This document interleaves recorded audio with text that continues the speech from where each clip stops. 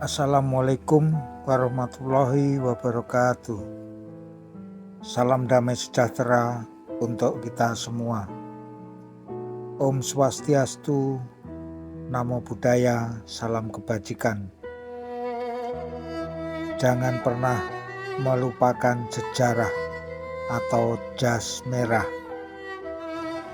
Barisan pendukung Habibie bergerak.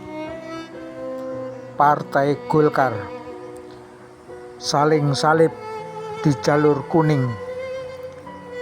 Akbar Tanjung melontarkan nama Habibie sebagai calon tunggal. Menjelang rapat pimpinan, pertarungan kubu Akbar dan Habibie kembali memanas. Jalan Habibie ke istana makin lempeng, setidaknya di jalur kuning.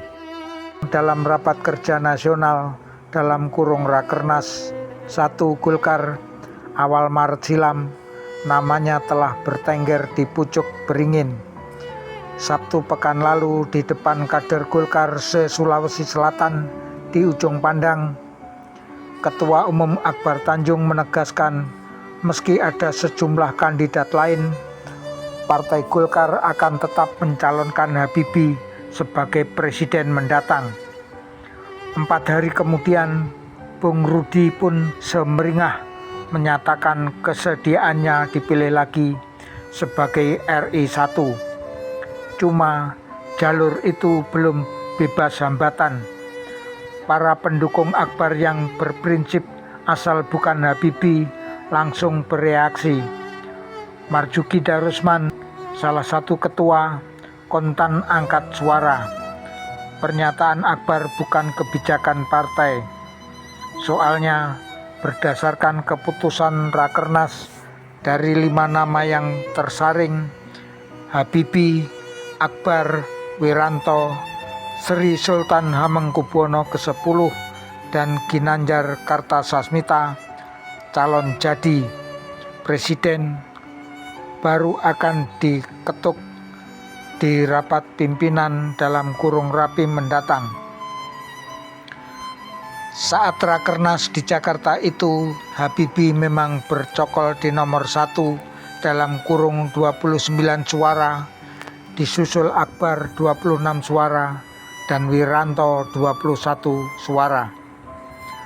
Maka arena pertarungan pun berpindah ke soal jadwal penyelenggaraan Rapim.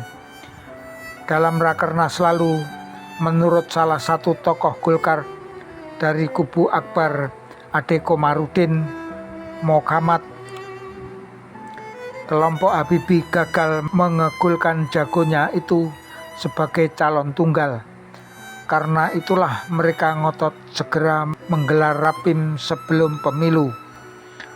Logikanya jelas, ingin buru-buru mengukuhkan Bung Rudi yang sudah mengantongi suara terbanyak. Kelompok ini gencar bermanuver. Motornya tokoh kawakan seperti Ketua Dewan Pertimbangan Agung Baramuli, Andi Matalata, Marwah Daud Ibrahim, Abdul Ghafur, dan Ginanjar. Sementara itu, kelompok Akbar yang didukung Himpunan Mahasiswa Islam (HMI) dan Korps Alumni HMI tak kalah bergerak. Di sini berderet Ferry Mursidan Baldan, Mahadi Sinambela, dan Ade Komarudin berupaya mengulur jadwal Rapim sampai coblosan usai.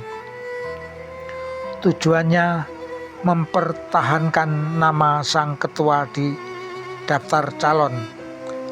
Kesuksesan Golkar di pemilu mendatang diharapkan akan mendongkrak peringkat Akbar ke nomor 1, sambil tentu saja menunggu kesediaan Akbar sendiri. Bila desakan makin kuat, kami yakin Bung Akbar akan oke, kata Ade. Akbar membenarkan soal 2 kutub pandangan itu.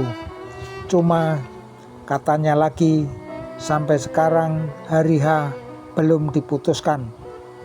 Perdebatan panas sedang terjadi di Selipi markas partai yang kini bernomor pemilu 33 itu. Dalam rapat pleno Dewan Pimpinan Pusat (DPP) Selasa pekan lalu, kelompok Habibie gencar mendesakkan agendanya, tapi rapat berakhir buntu, deadlock. Keputusan yang diambil cuma melimpahkan pembahasan jadwal rapim pada rapat harian DPP. Meski selalu memuja Habibie, kesan Akbar tengah berdiri di dua perahu tak terhindarkan. Manuver Jogja bisa menjadi ukuran. Pada 31 Maret lalu, Akbar sekonyong-konyong berziarah ke makam mantan Wakil Presiden Sri Sultan Hamengkubuwono ke-9.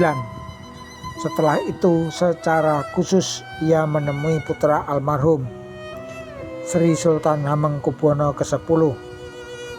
Menurut seorang sumber Tempo pendukung Akbar, bobot politik di balik pertemuan itu amat strategis.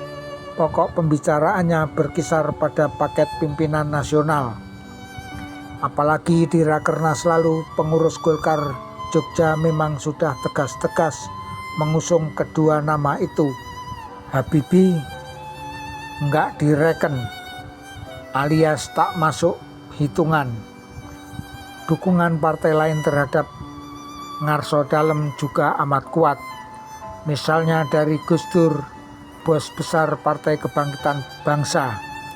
Jadi pertemuan itu akan memperkuat basis dukungan Akbar tidak hanya dari dalam, tapi juga dari partai lain yang menjagokan Raja Mataram itu. Tak aneh, karena itu Akbar begitu bersemangat untuk tetap bisa berkampanye. Kalau perlu, mencopot lencana menterinya sementara. Saya akan segera minta cuti, katanya. Kepada Arif Kuswardono dari Tempo, Jimli Asidiki, staf ahli Presiden, mengungkapkan bahwa Akbar telah mengajukan cuti selama 1 bulan. Penggantinya kalau tidak menteri ad interim adalah Wakil Sekretaris Negara Tony Hartono. Tapi sumber Tempo di Sekretariat Negara membisikkan nama lain. Kepala Bakin Z.A. Maulani, Wakil Sekretaris Kabinet Erman Raja Guguk atau Jimli sendiri. Itulah upaya Akbar merintis jalan ke istana. Agak susah memastikannya. Sebagai orang pertama, ia tentu rikuh berhadapan dengan bos besarnya, Presiden Habibie, yang ingin maju lagi. Dan Sri Sultan tadi, kecuali jika angin politik berembus kencang mengempaskan rival kuatnya ini, atau barangkali lumayanlah untuk posisi RI 2, tentu jika Partai Golkar sukses meraup banyak suara saat pemilu. Karania Dharma Saputra, Darmawan Sepriosa (Jakarta), LN Idayani (Yogyakarta). Tempo 26 April 1999, halaman 23.